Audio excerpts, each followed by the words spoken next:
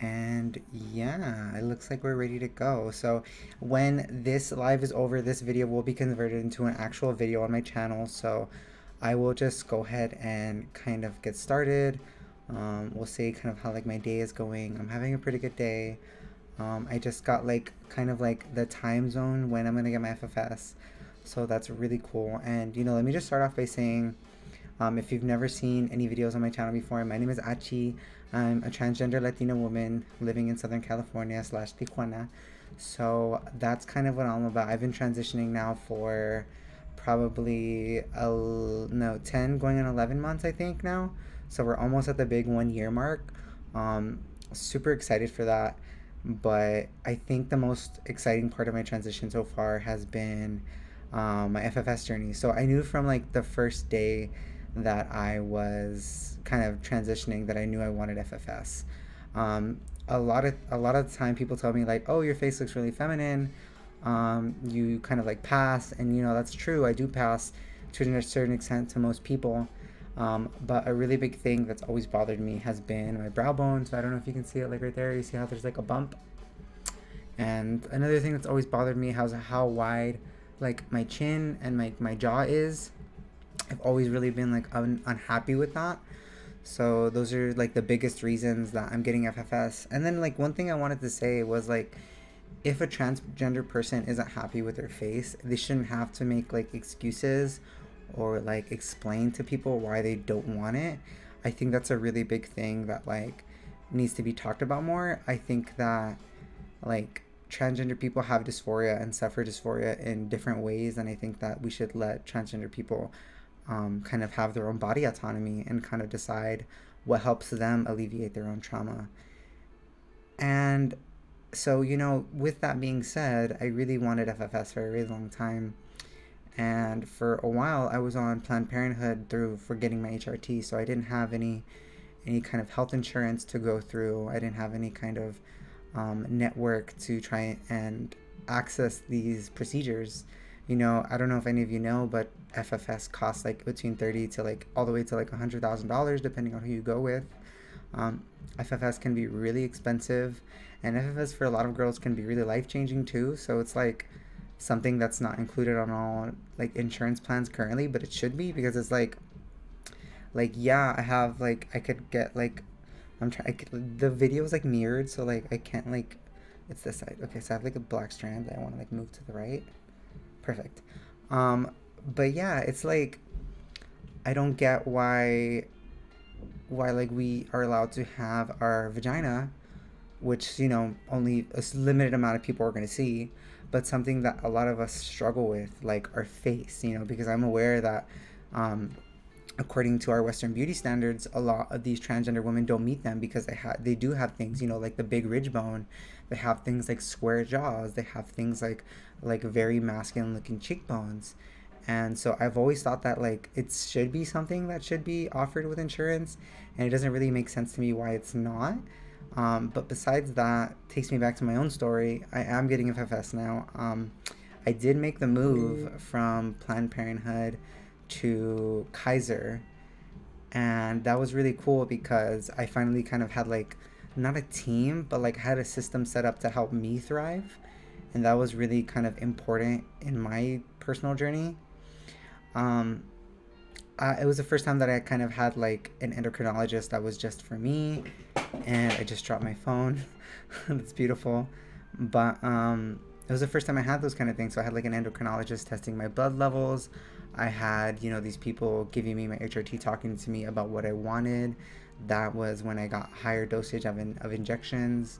And it really gave me like a lot of confidence to kind of do a lot of the things that I've always wanted to do. So like I wasn't really planning on ever getting FFS in real life, because it's like, how am I going to make enough money to do this kind of thing, especially when I have other things that I want to do in my life? Because my life isn't all about being just trans.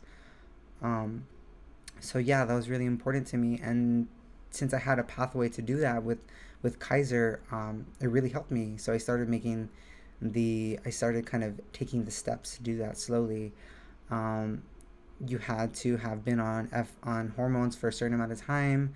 You have to, obviously get those like letters of recommendation. I had to go through my therapist for like a little bit, just to so he could recommend me the surgery, which is another thing that I think is super stupid. Um, I think that if you want FFS, you should be able to get FFS. It goes back to body autonomy for me. It's like I don't understand why these other people dictate what we can do with our bodies, especially when they don't know what it's like being us. And then another thing, like without that, there's like certain requirements that you need to in order to access these procedures and surgeries. Like just to get on HRT for some people, you literally need to be a certain weight. So that like excludes a lot of overweight people from kind of um, having access to HRT and in turn having access to those surgeries, which is another thing that just like doesn't make any sense because it's like if you want to alleviate dysphoria for somebody, then you're going to get them on HRT, which is going to enable them to help like lose the weight. Not that having being overweight is a bad thing, but you know I struggled with weight. I'm struggling with my weight right now, and right now I'm finally HR. The what I'm trying to get to is HRT kind of allowed me to get to a place where I can like lose the weight. You know, it helped me kind of be confident and stop overeating and stuff because that was my thing. I would binge eat because of my emotions and because I would get like um because I would get just like sad. And so you know, I know this is like super off topic, but like it's just another thing that goes with HRT. And it's like, oh, and I noticed that with a lot of girls too. Like once you get on HRT, like it allows you to kind of get the body that you always thought that you couldn't have. It's certainly been the case for me. You know, now that I have like boobs and a waist and like a butt, it's like it enables me to literally just go outside and like have a good time with people and like not feel super dysphoric all the time. Although I still do feel dysphoric. Um, but yeah, I think it's all super important and it's all super connected. I think that everything is connected to everything in a way. Like there's a lot of intersectionality within this. There's a lot of things that connect to like Western European standards, that connect to colonialism, that connect to like whiteness and patriarchy and the binary, and how we view trans people. But going back to the main thing, my FFS, yeah, so that really helped me. Getting to Kaiser really helped me, and it's not that it's without its problems. It definitely does have issues. Um, but I started doing that stuff. I got the letter, I did it, and then I started talking to a transgender care coordinator, and they were able to get me into a consultation with um, they were able to get me into a consultation with my surgeon. But before that, I had to do things like I had to upload some pictures, like my side of my face, my front of my face. I had to get a recommendation from my primary care doctor, and that was really hard because they wanted you to go into in person. But I don't know if you guys know, but it's like COVID right now, and they don't know they're not really doing that. So I had to go through a whole bunch of like phone calls and stuff just so like my therapist or my primary care physician could just like write it off online. And so that was really annoying. But besides that, I ended up doing all that stuff. I like made it through, and then I got to speak to my surgeon on the phone, and that was really fun because like it was the first time that we were actually kind of like I wasn't just talking to myself or Aide, who is my girlfriend, about this stuff. You know, I was really talking to like someone that could actually do something about it, and that was really cool. Like I was saying, like, oh yeah, I've always been really self conscious about my ridge bone. I've always been really self conscious about my jaw, and he was like, well, you know, looking at the pictures, your jaw is actually like, you know, like a lot of girls really want your jaw, and I'm just like, that's cool, but like that's not what I want. um, so yeah, that was fun that I got to like do that and talk to them. And then after that, I got to wait a little bit. I waited like 2 or 3 weeks, and I was like, I actually sent them a message. I was like, is there anything else I need to do to like move this forward? Because I was like, why is it not moving? But then eventually they reached back out to me and they said, oh, here's an appointment to kind of, what's a good time for you to come into the office and talk to the surgeon in person? And I'm like, okay, this is it. Like, this is where I'm getting my date and everything. Like, this is super cool. And so I go to the office, the main office in San Diego. It's like in Kearney. No, it's not in Kearney. It's like Mission Valley or something like that. Maybe like a little bit above that. Maybe Kearney Mesa, I think actually was right. But that's where I got to kind of speak to the surgeon in person. and it was really cool to be in the room with the surgeon. I felt like something that I would never like really get by myself. But I did it, and I did it by myself pretty much, which is like another really cool thing. But I was talking to the surgeon. We were saying like what he wanted to do. He was saying what he thought I should get and like stuff like that, and what I wanted. And so it was like a big nice conversation.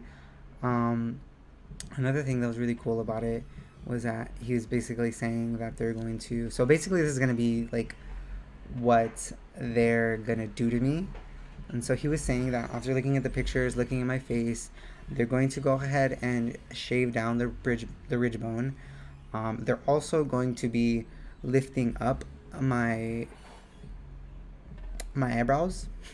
They're gonna be lifting up my eyebrows, and so what that entails is that means that I'm gonna have a big scar, which is really common with FFS a lot of the time. There's gonna be like a scar right here, from them pulling it up, which goes away with time, but there's also a chance that it could be numb forever. Usually it comes back in like a year. Um, I watched a couple of videos from people like Gage, who was like a trans YouTuber, where she had that too. And she said that it came back like after a year, but it was still a little bit numb. So I might have to deal with that. I might not. Who knows? But on the top of my face, that's pretty much it. Going to the bottom of my face, because like I'm not really doing anything like in my nose or anything like that. They said that they were going to actually, and they're going to actually cut a piece of my jaw, like this right here. They're gonna cut that off, and then they're also going, and so they're gonna do that on both sides, and they're also going to cut a piece of this off. So I'm going to have a lower chin. It's going to meet my lips in a lot shorter distance, and it's going to be less pointy, and it's going to go out less like that, because I don't like that. I really don't like. It's because of that I really don't like my side profile. I really don't like taking pictures of my side profile, and it makes me really dysphoric. So like, it made me really good to hear that. Um, the only thing that I get like worried about is like I don't want them to go like too far. I don't want like a whole like reimagining of my face. I just want like an enhancement of my face, I guess you could say. And so that brings me into the last thing. I really, really, really wanted lip augmentation. I've always been really, really, really dysphoric and like self-conscious about my lips. Um, and I know a lot of people are gonna say that like, well, like your lips are already fine. Like I like your lips, but it's like I want what I want. Like you're not in my body, and that's something that I've actually had to like argue with a lot of people about, because they're saying that, you know, you're perfect the way you are. You're already really pretty, and you know, while that's cool, while thank you for the compliment, it's not what I think about myself. And so, you know, it was even the case where I was in a situation with one of my family members, because I posted that I was getting my FFS, and they said no, you're perfect the way you are. Maybe change up the hair, and it's just like it totally discredits and it invalidates all the work that it took for me to get here. It's like my transition is more than just me changing my hair. My transition is not something that I do up really quick and I take off at the end of the day. My transition is something that I live with permanently, and so that's why it like really, really affected me. And it's like you're completely invalidating everything that I've worked for. And also, it's like obviously, no, I'm not gonna not just let me just cancel the surgery and go do my hair. Like my hair's already done, bitch. Um, but yeah, and so you know things like that, and I've had more than just one person tell me that. They're like, oh well, you know, I think you look perfect the way you are, and it's like, thank you so much, I really appreciate it, but like be happy for me, like actually be happy for me.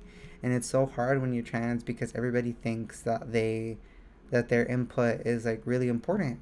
And you know, like it might be a little bit, like if you're my family or something, even then it's not that important, because like obviously I've had my own issues with my family. Like my mom and dad don't agree at all with the things that I'm doing. um and it's like you just have to take what other people say with a grain of salt, I guess, because like everybody's gonna have their own opinion at the end of the day. And it's like something that I really had to learn is like I'm gonna be here with my body and my face when nobody else is here. You know, like when I'm alone in my house, like right now, I'm gonna be like I'm gonna be here, like, and my mom isn't here, my dad's not here, my cousin isn't here, my friends aren't here. Like, it's just gonna be like me chilling, and so that was a really important thing for me that I had to kind of face. And so, you know, I think it's important that I really wanted to get my lips done. Um, Sorry, I like go off on like little tangents, but like I really wanted to get my top lip augmented, which is where they take some of the tissue from just anywhere pretty much. They take some of the tissue. In my case, they were gonna take some of the tissue out of my forehead, which they're already operating on, and put it into my top lip so that it's a little bit fuller, it's a little bit higher, and that's something that would really make me feel a lot more feminine. But they said, Kaiser said, because that's not like considered necessary for FFS, that I have to pay out of pocket for it. Which, you know, I was thinking about like doing that. I was thinking about actually paying for it, and then they sent me the bill. They were like, "Well, you know, if you get it with the procedure, it's gonna be an extra $1,680." And I was just like, "Well, there goes that." Like, I definitely can't pay with that. I can't pay that. Like, I might have something like around that amount in my bank account, and that's literally from saving. But like, I don't want to be broke all in like just for a top lip. And it's like, it is really important to me. Like, it is almost worth that much for me, but it's like I can't jeopardize like my financial security for that. And so that was really heartbreaking to like to hear, because it's like I want to get my FFS done how I want my FFS. You know, like I don't want to compromise. And it sucks that Kaiser kind of makes you go with their surgeon sometimes. It sucks that I couldn't go to somewhere like Dr. Kiyojampa, because I really wanted to go to Dr. Kiyojampa. I really like the way that he approaches FFS. Is a very like scientific and clinical. They have a lot of really like high tech machines that they use, and Dr. Kiyojampa is just so like so experienced in FFS and just like cranial facial surgery. And so I really wanted that, and they just kind of shut that down real quick. They were like, no, you have to go with the Kaiser surgeon. And so I was like, okay. I don't really want that much done on my face anyway, so I'm sure it'll be fine. And you know, Dr. Liu seems like a great surgeon. I've actually done a lot of internet like research, and even though they don't post the before and afters, I managed to find like two or three people that went with him, and they actually looked pretty good. So I'm not really too stressed about that. But like, yeah, that's kind of been the process so far, and it kind of sucks that I can't get my lips done. Um, but it'll be nice to have the rest of my face done. It'll be nice to like wake up in the morning and be like, damn, like I'm really looking good in this bitch. Like I really like have it down pat. You know, like it'll be so nice to just like look at my face and then look at a cis girl's face and feel like some kind of congruence in my head. um, that'll be really fun. It'll be really fun to have like a face that I'm like genuinely happy with. And then yeah, that's pretty much it. I called this morning because they wanted me to give them my decision on whether I'm gonna go with the lip augmentation for extra or not. And I said that I did not want it, so I'm not getting the lip augmentation. I am still getting the rest of my FFS, but I am not getting my lip augmented today or in the near future. I might get it done in the future. Who knows if like you know I'm rich in the future or something like that, but maybe. But besides that, that's pretty much it. They haven't given me like a concrete date yet, which kind of sucks.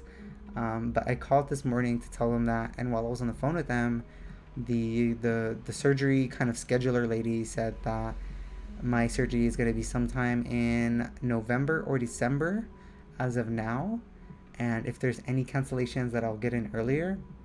So as of today, this recording, this stream, it's September 30th. It's the last day of September. We have all of October, and then I could possibly get it in November.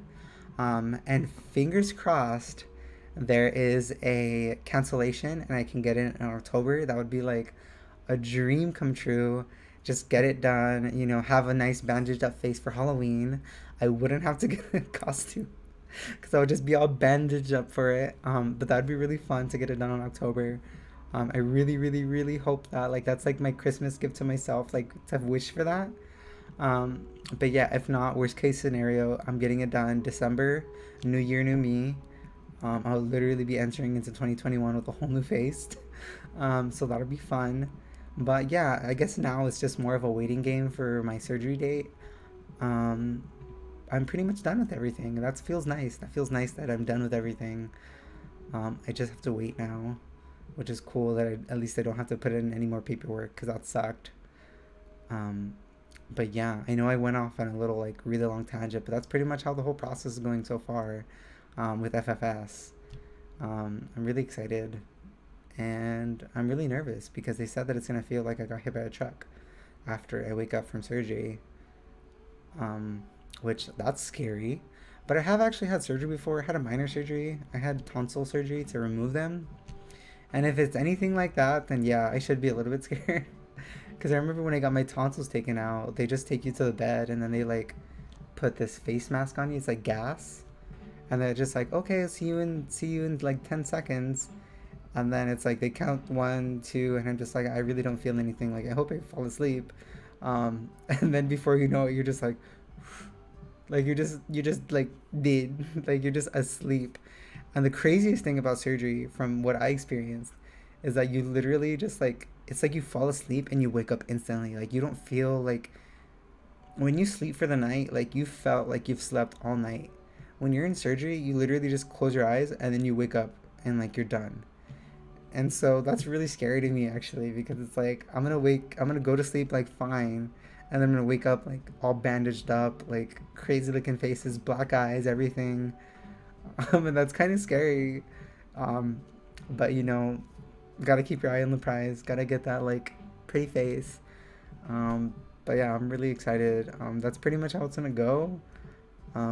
If anybody wants to ask any questions, I know we don't have that many people in the chat. I was hoping that we are gonna get more people in the chat because like I just had a video blow up, my last video about my 10-month HRT update. I got 1,000 views in a couple of days, which is like really abnormal for me. And then I ended up getting like 45 new subscribers or something like that. So we went past 100 subscribers, which was really exciting. I was been trying to do for a long time, and right now we're actually at 122 subscribers. So that's really cool. I'm really happy about that. And I actually really like streaming. It's fun to make a video like live, where people can ask questions during the video. I know we'll get there one day where we have like a big amount of people asking questions while we're in the video. But it's kind of a fun way to get the video done and also kind of interact with all of y'all at the same time. But yeah, and then I guess I should kind of like talk about my plans for the future. So after my FFS, I do have kind of like a flow chart of like what I want to get done after that. I really want to get my breast augmentation done after that. And then once again, a lot of people are like, you don't need it. You already have like boobs, which is true. But I do also just want, and I'm also, let me just tell you this, I'm not getting implants. I'm getting fat transfer. So they're going to take some fat out of some areas that, I don't like the fat being, which is also a really nice bonus. And then they're going to put it into my boobs. And the big thing that I don't have right now is cleavage, and like I really want cleavage. I really want to wear like a top, like an open cut top, and like have like the girl showing. But right now it's kind of more just like I don't really have that like nice cleavage line, and I want that. That'll help me like feel like a lot more just like I can wear stuff out. Because right now, like without a bra, it's like, and I want to feel like, so like I'm getting the breast augmentation done, fat transfer, and also I just really don't want like an implant inside of me. I feel like it's gonna feel weird. No shade to the girls that have gotten the implants, but it's kind of just not what I want. I think like since I was blessed to get like titties in the first place, um, I just want to like an enhancement of them. I don't want like to reinvent them. Kind of the same thing as my face, like I just want them to put some fat in, maybe round them out a little bit more, make them like more teardrop style. That'd be really cool. That'd be really like cute. And then besides and that's honestly going to be like a lot less intensive of surgery, compared to FFS. FFS is a pretty huge surgery. It's like up there with GRS in a sense. So that's going to be like a decently large surgery, but it's not going to be too bad. I'm probably going to be out of commission for like a week or something. And then it's the big G. It's the big GRS surgery.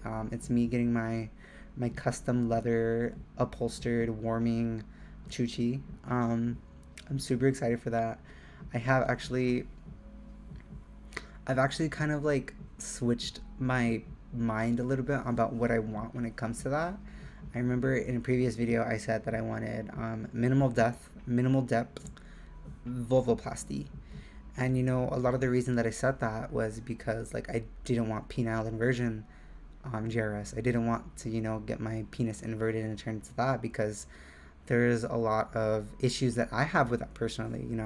Like I want a vagina that like gets wet, and the penile inversion. I've heard that some girls do get wet, um, but like I want it to like actually be wet, like most of the time. And I also wanted it to be like stretchy, more like a cis woman's vagina, and you can't really get that with like penile inversion. Also penile inversion, like I just personally don't really like the aesthetics of it. I know it depends on who you go with, but like penile inversion was kind of just out of the question for me because that's not really what I wanted. And I had heard of like the peritoneal, peritoneal GRS where they take a piece of your abdomen and they actually use that to create the canal. And I was like, okay, maybe, but it's like a really new surgery, so only a couple of different people do it. I don't know if I'm gonna be able to find somebody to do it, especially within Kaiser. I don't know how that works. Probably I could, but then I saw that they had sigmoid, and sigmoid is actually where they take a piece of your colon, which is like your large intestine, and they turn that into your vaginal cavity. And the reason that that's a lot better than penile inversion in my view is because like for one thing it's stretchier because of your colon, so it like actually stretches. Second is that this is second of this. Second is that it actually gets wet. Like it's a mucus making tissue, so can actually get wet and self lubricate, which is something that's like been so like something that I've always really wanted.